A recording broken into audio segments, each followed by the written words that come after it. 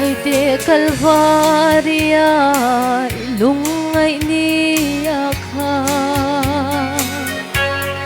Nel matiar sen lau te an kung kome Tunge ilung ngay na tiar do Wan sum ten nang maan bom te Calvary an lau niya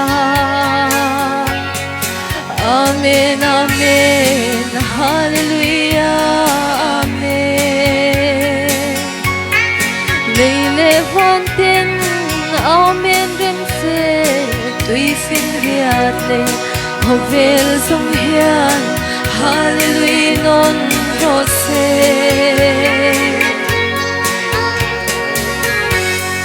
Ngay te thina ne, sa vin na thâu lệ ta thì na su na kho quy vinh ai lâu kha Calvary par lo minan lem tuar na sunin le na an lo buhay na tolo Amen, amen, hallelujah, amen. Lay levanten, amen, remse, tuy xin riat le, hovel song hian, hallelujah, non rose.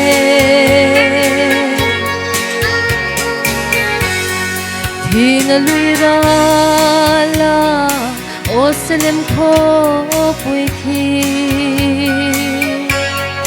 Lalaram pang par moing bome Ta suanan pai pulengan rem Ne tulalihan an toy moye Bakla aday ngay lo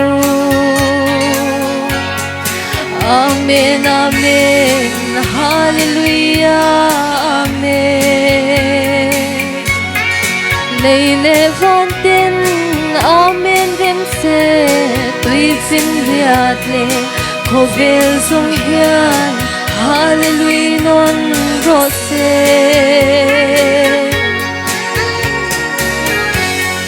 Thina luira la, o Salem ko pui khi Lalaram pang par moing bome